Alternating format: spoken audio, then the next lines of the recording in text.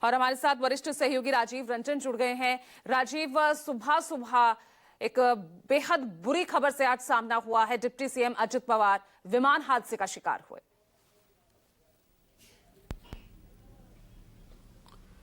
पूजा, बहुत ही मनहूस खबर के साथ आज का दिन शुरू हुआ है।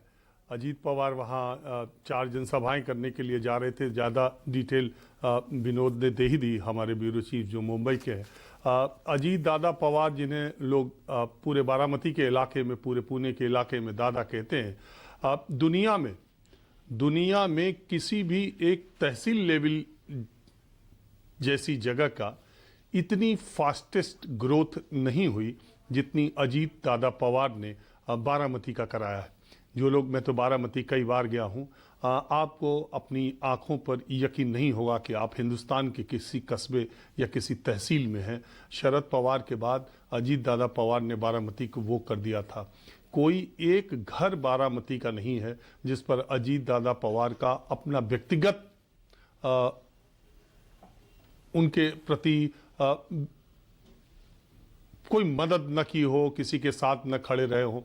एक अद्भुत तरीके का लगाव अजीत दादा पवार का, और उसी बारामती की धरती से शरद पवार की छांव में सियासी सफर शुरू करके अजीत पवार ने पूरे महाराष्ट्र की राजनीति में वो धमक पैदा की जिससे वो पिछले 30 वर्षों से, जब से विधायक का चुनाव वो लड़े शरद पवार के छोड़ने के बाद वो सीट, तब से वो पूरे महाराष्ट्र के राजनीति की एक धुरी के तौर पर रहे।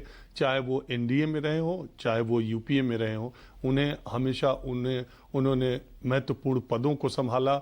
और एक बात बारामती और पुणे के लोग कहते थे कि हमें इससे मतलब नहीं कि अजीत पवार किस तरफ है, हमें इससे मतलब है कि अजीत पवार सरकार में रहेंगे तो हमारी पुणे का और हमारे बारामती का विकास जो है दुनिया के किसी भी कोने से ज़्यादा होगा।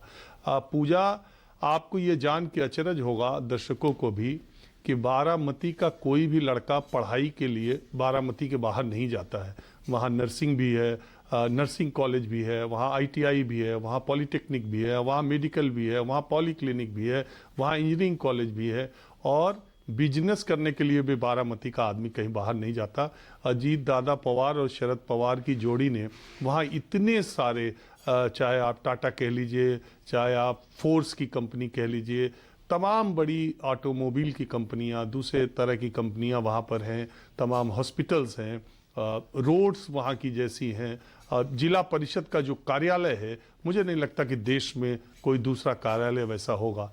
अजीत दादा पवार ने, ये बात ठीक है, पीछे दिनों उनका चाचा से मतभेद हुआ, वो अलग हो गए, लेकिन परिवार की इकाई के तौर पर सब एक साथ थे। सुप्रिया सुले अभी रवाना हुई हैं बारामती के लिए। महाराष्ट्र की राजनीति के लिए, खासकर पुणे के लिए और बारामती के लिए तो बिल्कुल एक तरीके से मैं ये कहूँ कि अजीत दादा पवार के जाने के बाद बारामती के लोग आज राजनीतिक रूप से अपने एक अभिभावक को, अपने एक गार्जियन को उन्होंने खो दिया है। तो ये कम नहीं होगा। और महाराष्ट्र की राजनीति का एक सितारा आज बहुत ही दुर्भाग्यपूर्ण तरीके से हमारे बीच से चला गया। बिल्कुल, बहुत दुर्भाग्य भरा ये दिन ये कहा जा सकता है महाराष्ट्र की राजनीति के लिए, महाराष्ट्र के लिए, एनसीपी के लिए, पवार परिवार के लिए। जो तस्वीरें हैं बेहद दर्दनाक तस्वीरें, पूरा विमान जलकर राख हो गया है।